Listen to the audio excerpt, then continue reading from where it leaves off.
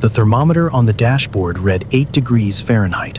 Claire Navarro had stopped looking at it after the second night. She sat in the driver's seat of her 2008 Honda Accord with the engine off, one hand resting on the chest of her youngest, Noah, who had finally fallen asleep across her lap after 40 minutes of coughing. His breath fogged a small oval on the passenger window, expanding and contracting in the dark. She counted the ovals. As long as they kept coming, he was fine. That was the system she had built for herself, a series of small confirmations that everything was still okay, because she could not afford to consider the alternative. Behind her, Marcus and Lily were curled together on the back seat beneath 2 winter coats and a fleece blanket she had taken from the hospital lost and found 3 weeks ago when she still had an address to feel guilty about. Lily slept the way she always did, one hand tucked under her cheek, her small mouth slightly open. Marcus slept sitting up, his head tipped back against the headrest. Even asleep, he looked like he was keeping watch. This was the 6th night. Marisol did not let herself count forward. She only counted backward, 6 nights since the apartment, 5 nights since she had stopped crying about it, 4 nights since Noah had started coughing, 3 nights since she had last eaten a full meal. Counting forward required imagining a 7th night, an 8th, and she was not ready to do that yet. She had called 4 shelters, all full. She had called the church on Dexter Avenue where she sometimes brought the kids to the free breakfast program on Saturdays. The volunteer coordinator had been kind but clear. The family wing was at capacity, and their policy required a minimum 2-week waitlist.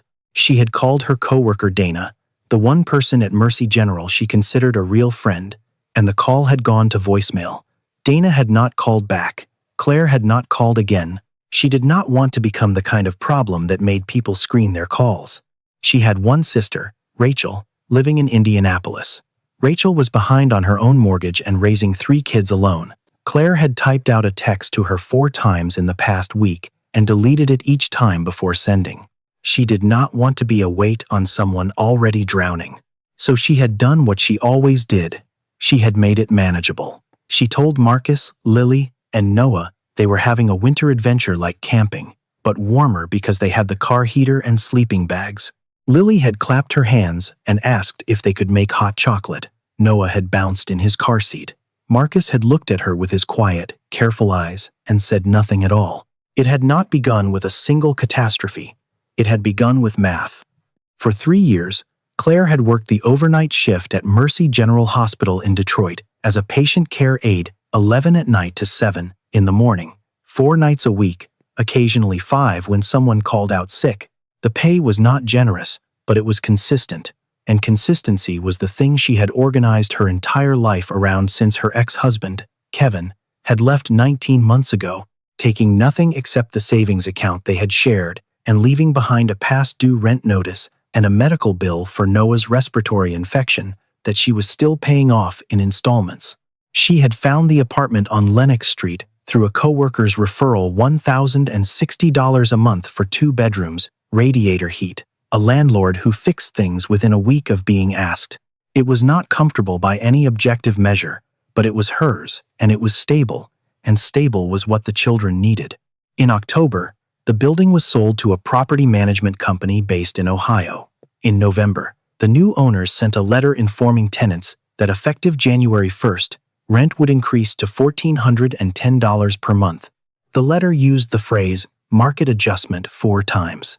Claire had sat at the kitchen table with a legal pad and a pen and done the arithmetic slowly, as though doing it slowly might change the result. It did not. After rent, utilities, groceries, Noah's inhaler prescription, and the minimum payment on the old medical bill, she would be left with $19 for the month. That was not a budget. That was an impossibility. She had started calling around for alternatives in November, as soon as the letter arrived. Every apartment in her price range within reasonable distance of the hospital had a waitlist or required first month, last month, and a security deposit she could not assemble. She had $380 in her savings account. She needed nearly $3,000 to move anywhere. In the first week of December, she missed 3 shifts to stay home with Noah, whose cough had turned into a fever that reached 103. Mercy General's policy allowed for unpaid personal leave, which meant she received no pay for those 3 days. The paycheck she had been counting on to cover the December rent came up $340 short. She paid what she could. She explained the rest in a letter she slid under the building manager's door. No one responded. On December 28th, the building manager knocked on her door at 9 in the morning while she was still in her scrubs from the overnight shift. He told her, not unkindly, that she had until the end of the day. Claire had stood in the middle of the apartment for a long time after he left, looking at the walls. Lily's drawings were taped above the radiator houses, mostly, with rectangular windows and smoke curling from chimneys, the kind of houses children draw when they have never actually lived in one with a yard. Marcus's library books were stacked on the windowsill in a careful column. Noah's stuffed rabbit, worn soft at the ears from years of being carried everywhere, sat on top of the laundry she hadn't had time to fold. She packed what mattered into 3 black trash bags and 1 rolling suitcase. She left the rest. She did not let herself cry until she was in the laundry room at Mercy General at 3 in the morning, sitting on a plastic chair while her uniform turned in the dryer, looking at the soap-fogged window above the machine and thinking, next week, I will be putting this uniform on somewhere. I just don't know where yet. That was the first time she understood the shape of what was happening to her. The first night, she parked in the lot behind a grocery store on Michigan Avenue, where the overnight shoppers came and went, and no one paid attention to a single car at the far edge of the lot. She told the kids it was their first adventure camp night. Lily asked if they could put stickers on the windows. Claire said yes. Marcus helped Noah with his seatbelt into sleeping position and then sat quietly looking out at the parking lot lights until he fell asleep. The second night, she moved to the hospital's employee lot, which she knew the security rotation for. The third and fourth nights, she rotated between neighborhoods far enough from the hospital that no one would recognize her car. During the days, she brought the children to the public library on Woodward, to the waiting room at a community health clinic that didn't ask questions, to the warm corridor outside the hospital chapel, where the overnight security guard, a man named Thomas, who had worked the desk for 9 years, pretended not to notice them settled in the corner chairs with books and crackers from Claire's bag. She changed her uniform in the hospital staff bathroom every night before her shift. She kept her locker stocked with a change of clothes and a small toiletry bag. She combed her hair in the fluorescent light of the women's restroom and told herself that as long as she looked like someone who had a home, no one would look too closely. On the 5th night, she was told to move on by a gas station attendant who came out at midnight and said the lot was for customers only. She drove for nearly an hour through streets glazed with old snow before she found the parking lot behind Grace Lutheran Church on Lafayette, a narrow strip of cracked asphalt she knew from a previous year's Christmas service, far enough from the main road to be unnoticed, close enough to a side street to leave quickly if she needed to. She pulled in and cut the engine, checked the children, told herself, just tonight. Tomorrow, I'll figure out tomorrow. That was the 5th night. The 6th night began like the others. She dropped the children at the library at 8 in the morning with a bag containing 3 sandwiches, 2 juice boxes, a change of clothes for Noah, Lily's drawing notebook, and Marcus's library book. She told them she had some errands to run and would be back by noon. Marcus nodded. Lily immediately opened her notebook. Noah ran toward the picture book section without looking back. She drove to the hospital, changed into her uniform, slept for 3 hours in her car in the employee lot before her shift, worked 8 hours straight through, changed back into her street clothes, and returned to the library at 12:15. The children were exactly where she had left them. Noah had drawn on 4 pages of Lily's notebook, which Lily was still negotiating compensation for when Claire walked through the door. The day passed the way the days had been passing, in careful logistics, in managed smallness, in the accumulation of small victories that constituted surviving. She found a fast food restaurant with a family bathroom where she could wash the children's faces and change Noah's clothes without drawing attention. She spent 40 minutes in the warmth of a Target without buying anything, walking the aisles slowly, letting the children walk beside her, pretending for a little while that they were simply shopping. Lily picked up a set of colored pencils and looked at the price tag and put them back without being asked. Claire noticed and said nothing, and filed it away in the part of herself where she kept the things she couldn't afford to feel yet. By 9 o'clock they were back at Grace Lutheran, in the same strip of cracked asphalt behind the church. She ran the heater for 15 minutes, tucked the children in, turned off the overhead light. By the time she was done, she had been awake for 22 hours. It was on the 5th night that she had understood what she was doing to Marcus. She had fallen asleep sometime after 1 in the morning, not intentionally, just the body overriding the mind, the way it eventually does, slumped against the driver's side window with her jacket pulled over her shoulders. She woke at 2:14 to a stillness that felt deliberate.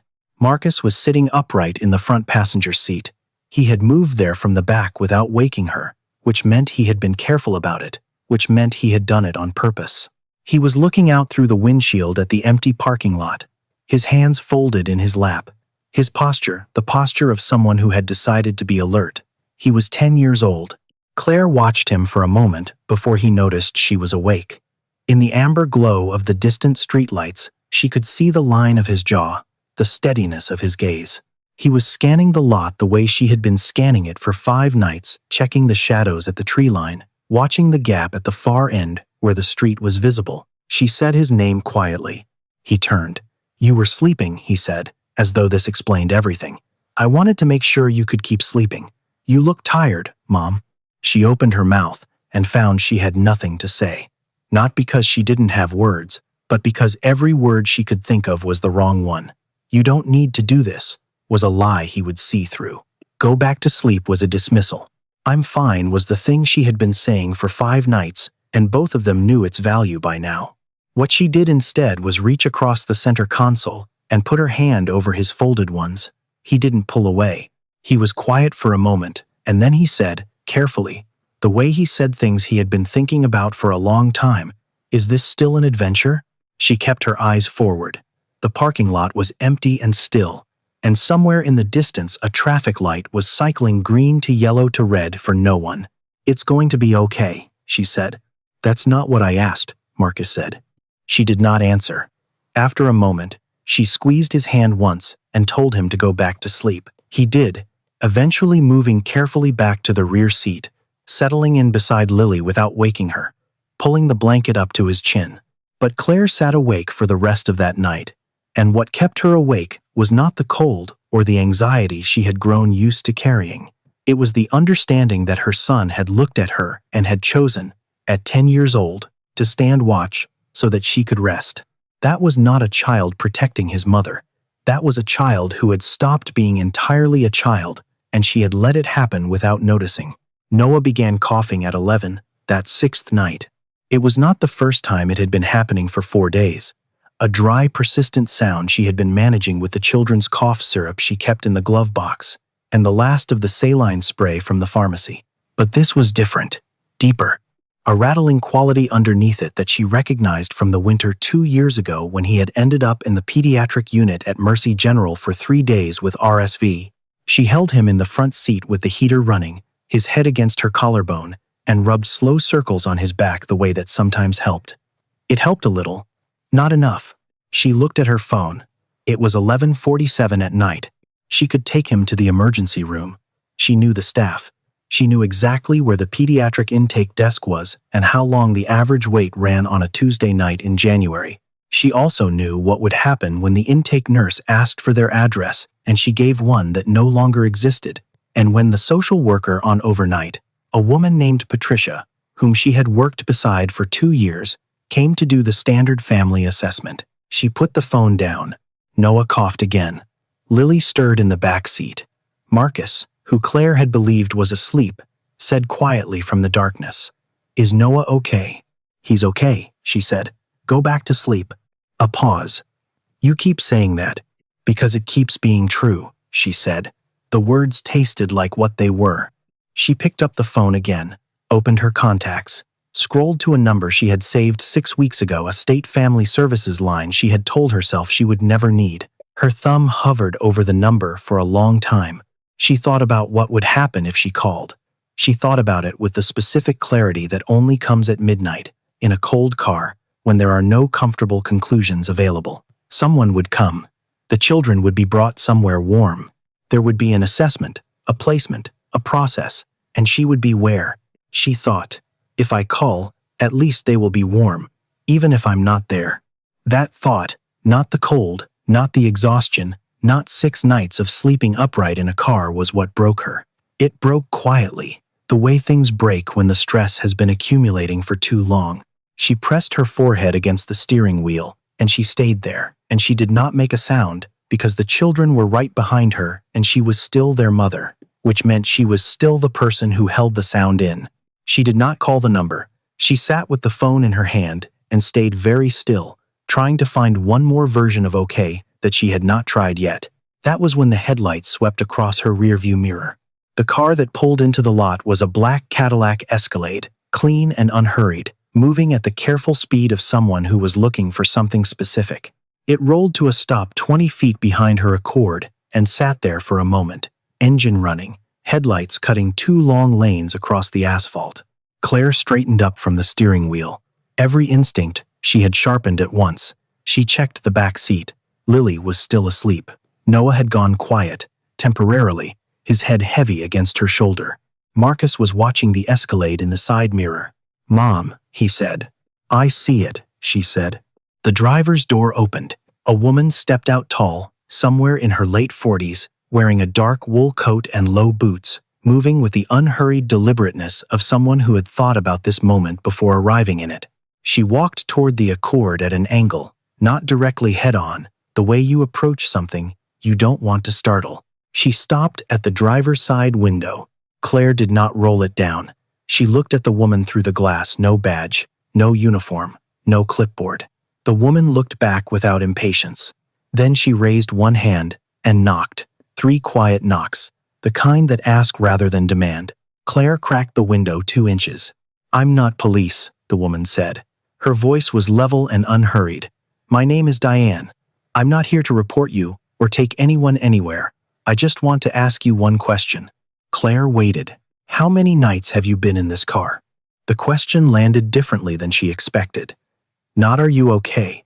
Not "do you need help?" Not any of the constructions that gave her room to say fine and mean, "leave me alone." Just the number. Just the direct acknowledgement that there had been nights, plural, and that someone had come here knowing that. "Who told you we were here?" Claire said.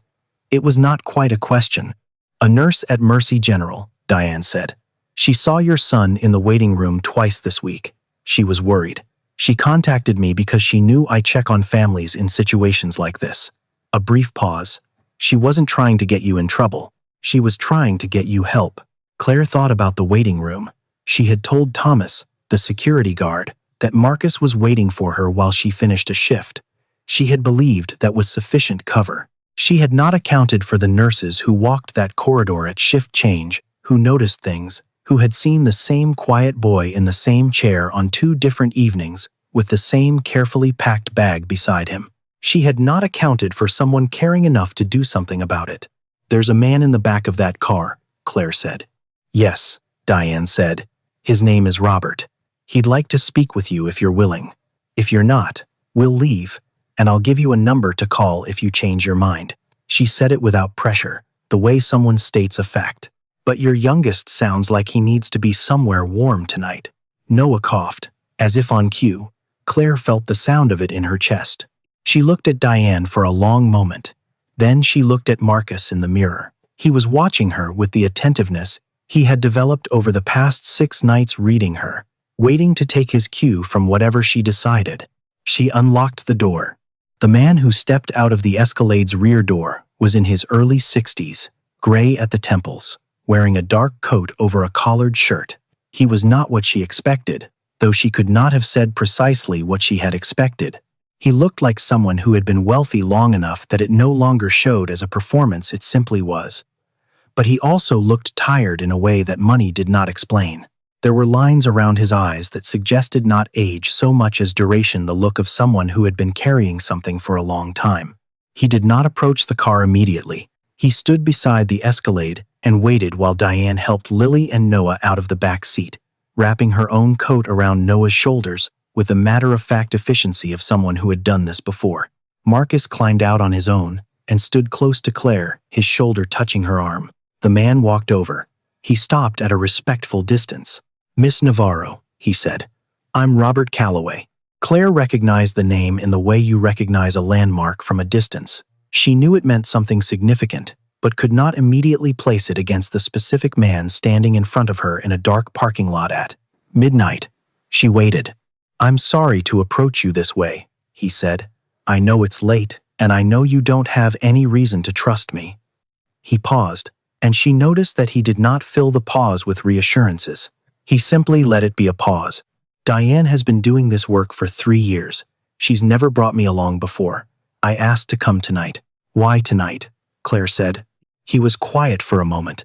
When he spoke, he did not look away from her. My daughter's name was Anna, he said. She was 26.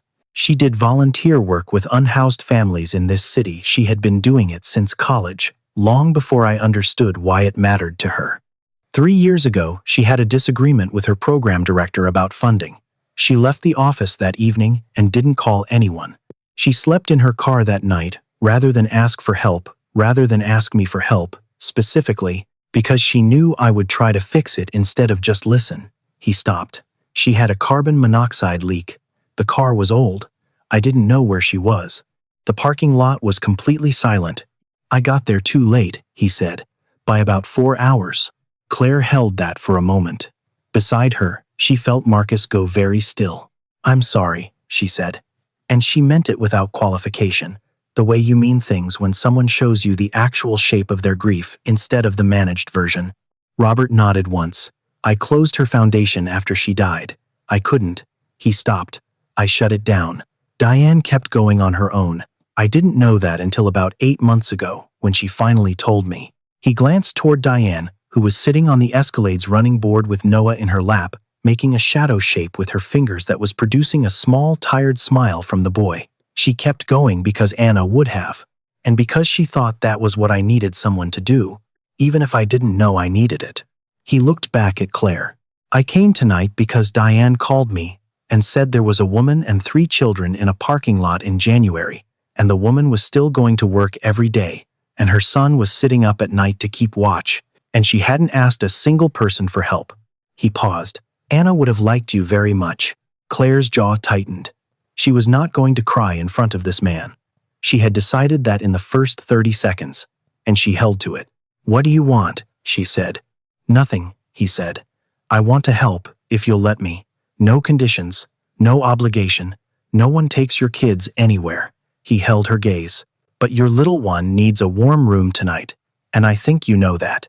Diane took Lily and Noah to sit in the warm Escalade, while Claire and Robert sat on the stone steps at the side door of Grace Lutheran Church, out of the wind. Marcus stayed close to his mother, seated 1 step below her, his elbows on his knees. Robert did not suggest he leave. Claire did not ask him to. For a while, none of them spoke. The cold was still and dry, and above the roofline of the church, the sky was deep charcoal, lightless but not fully dark. Then Robert said, "Tell me about him." He gestured toward Marcus. "If you want." Claire looked at her son. "He's the one I worry about most," she said, which was not something she had said out loud before. "The little ones will be okay. Lily builds a world out of whatever's available. Noah is young enough that this becomes a memory he can't quite hold on to. But Marcus," she stopped. "Marcus understands. He's been understanding since the first night. He just decided not to say anything about it because he thought it would make things harder for me." "How old?" Robert said. 10, she said. Robert was quiet. Then, Anna was like that. She decided things privately and then acted on them without telling me. I spent years wishing she would just talk to me. Then she was gone, and I had all the time in the world and no one to aim it at. Marcus turned his head slightly. He was listening. He missed nothing. "He held watch for me last night," Claire said. "Moved to the front seat so I could sleep. He's 10 years old, and he's been standing watch in parking lots in January." She stopped, breathed. "I didn't plan for this. I planned for almost everything else, and I didn't plan for this." "No one plans for this," Robert said. "I should have," she said. "I should have called my sister. I should have told someone at work. I should have done something 3 weeks ago, instead of deciding I could manage it alone." "Instead of what?" Robert said. "Instead of deciding I could manage it alone." Robert nodded slowly. He did not say you couldn't have known or anyone would have done the same. He said, Anna told me once that the hardest thing for the people she worked with wasn't the circumstances. It was letting someone see the circumstances. She said most people were more afraid of being seen failing than of the failure itself. Claire looked at him. She was right, she said. They sat in silence. Somewhere across the parking lot, through the fogged windows of the Escalade, she could see the silhouette of Diane with Noah, the small movement of her hand making shadow shapes against the glass. Thomas, Claire said quietly. What? Robert said. The security guard at the hospital, she said. He let them sit in the waiting room. His name is Thomas. She looked at the Escalade, where Noah was watching the shadow shapes. Noah named his stuffed rabbit after him. He heard me say the name once and decided it was a good name for a rabbit. Robert looked at her for a moment. Then, something in his face shifted, not a smile exactly, but the thing just behind a smile. It is a good name for a rabbit, he said. What happens now? She said. Now, he said, Diane takes you somewhere warm. After that, we figure out the rest. But not tonight. Tonight is just warm. Claire looked at him for a long moment. She was looking for the catch, the clause, the condition, the thing that would arrive later and cost more than she could pay. She had been looking for that her entire adult life, and she was good at finding it. She did not find it in his face. She stood up. She looked down at Marcus, who was looking back up at her. His expression was the same one he had worn in the car when he asked, "Is this still an adventure?" Careful, measuring, waiting to take his cue from her. She reached down and took his hand. He was 10 years old, and he let her, which meant he still needed her to be the one who decided. Okay, she said, not to Robert, to Marcus. Marcus stood up. He pulled his coat tighter and looked across the parking lot at the Escalade where his sister and brother were waiting. Okay, he said back. It was the first time in 6 nights that the word felt like it might be true. The hotel room was on the 4th floor of a residence inn 12 minutes from Grace Lutheran Church. It had 2 queen beds, a radiator that worked, a bathroom with hot water, and a small window that looked out onto a parking structure. It was, by any measure, an ordinary room. Claire stood in the doorway for a moment after Diane unlocked it and stepped aside, because she needed a second to let ordinary feel like what it was. Diane carried Noah in. He had fallen half asleep against her shoulder during the drive, his breathing still rough but slower. Now the slow of a child whose body has finally stopped fighting and simply given in to exhaustion. Diane laid him on the nearest bed with quiet efficiency and pulled the blanket up to his chin. Lily walked in behind her, turned a full circle in the center of the room taking inventory, and then sat on the edge of the second bed and pressed both palms flat against the comforter, testing it. She looked up at Claire. Is this bed ours? She said. For tonight, Claire said. Lily considered this. Can it be ours for more nights? We'll see. Lily pressed her palms against the comforter again, as though confirming its reality. Then she lay down sideways across it, fully dressed, boots still on, and closed her eyes with the absoluteness of someone who had made a decision and was not revisiting it. Marcus set his bag down beside the door.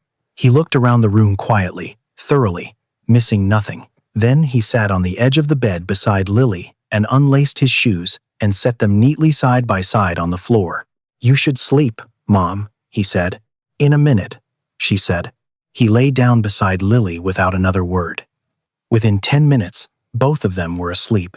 Claire sat in the chair beside the window and looked at her 3 children in the 2 beds of an ordinary hotel room in January, and she did not have a name for what she felt, except that it was large and had no clean edges.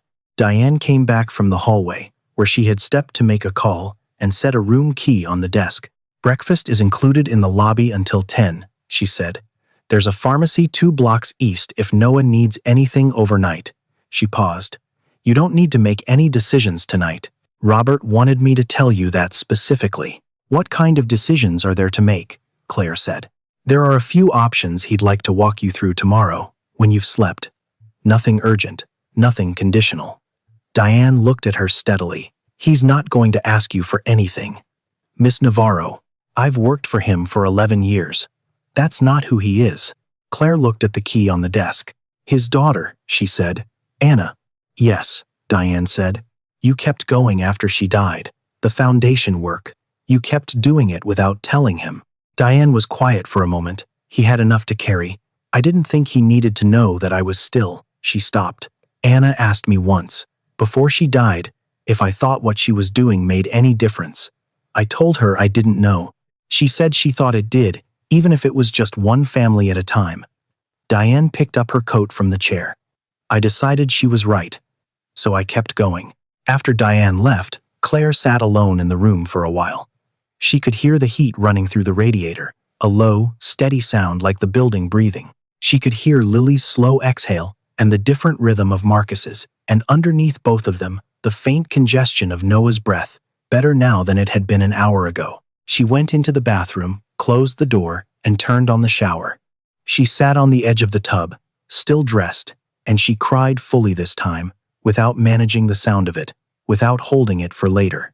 She cried for the apartment on Lenox Street, and the letter that said market adjustment, and the legal pad with arithmetic that never came out right.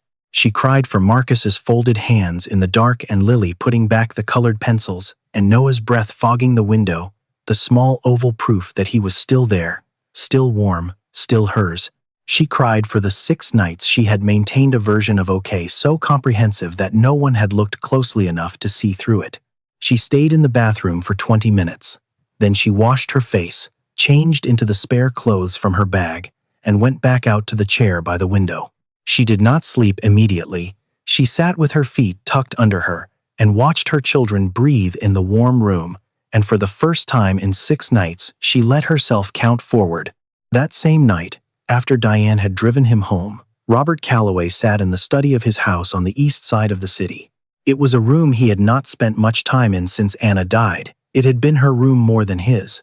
A room where she used to spread her foundation paperwork across the floor and call him in to look at something she had found.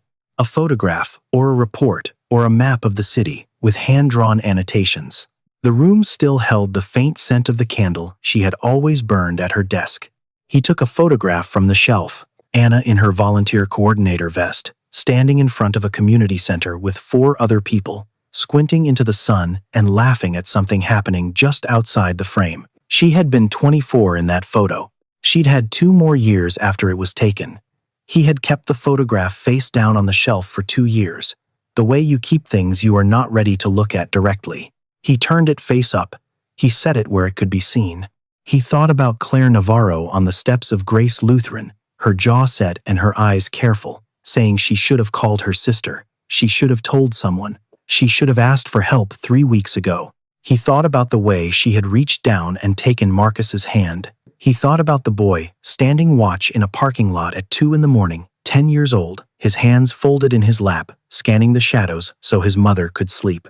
Anna would have called him about this. She would have called him from the parking lot, or from the hotel afterward, and she would have said, "Dad, you should have seen her." She would have been already planning what came next. He picked up his phone and called Diane. "The foundation," he said when she answered. "Anna's list of locations. How many sites haven't been checked in the past month?" A pause on Diane's end. When she spoke, her voice held something she was not naming. 14, she said. "I've been doing what I can, but alone." "We'll hire 2 more staff," he said. "Get the foundation properly operating again." "I should have done this 2 years ago." He stopped. "She would have been furious with me for waiting this long." "She would have been," Diane said, and he could hear that she was almost smiling. "Let's fix it," he said. He hung up. He looked at the photograph for another long moment. Then he left the study with the light on something else he had stopped doing after Anna died, because leaving lights on in empty rooms had felt, for a long time, like a kind of useless hope. Tonight, it felt like something different. Robert came to the hotel at 9 the following morning. He brought coffee, a tray of 4 cups from a bakery down the street, plus a paper bag of pastries that Lily immediately cataloged with the focus of a small scientist, before selecting a chocolate croissant and retreating to the corner to eat it with great seriousness. Noah was still feverish, but calmer. He sat on the bed with his stuffed rabbit and watched Robert the way children watch unfamiliar adults, with a thorough, unembarrassed assessment. Robert sat in the desk chair across from Claire and laid out what he had in mind. The Anna Calloway Foundation, which he had closed after Anna's death and which Diane had been operating without his knowledge for the past 3 years, would be formally reopened. Through the foundation, Claire's family would receive transitional housing assistance for 90 days, a fully furnished 2-bedroom apartment, utilities included, no conditions attached to the timeline except that they would work with a housing counselor to identify a permanent solution before the 90 days ended. Additionally, a referral to a tenants' rights attorney who had worked with the foundation before, at no cost.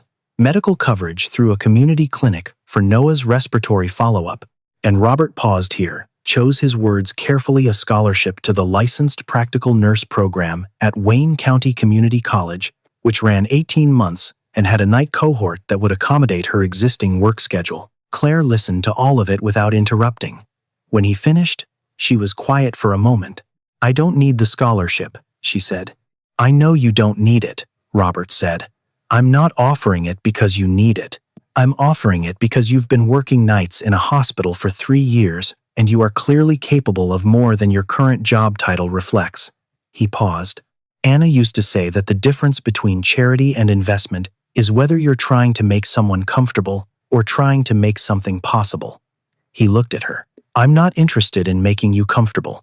I'm interested in what becomes possible." She looks at the table. She thought about the legal pad. She thought about the number 19. "She sounds like she was something," Claire said. "She was," Robert said. Lily had finished her croissant and was examining the remaining pastries with undiminished focus. Noah had climbed off the bed and was standing beside Robert's chair, staring at him with the stuffed rabbit tucked under one arm. "What's his name?" Robert said, nodding at the rabbit. Noah considered whether this man deserved an answer. He apparently decided he did. "Thomas," he said. Robert looked at Claire. "The security guard at the hospital," she said. "He let them sit in the waiting room. Noah heard me say the name once."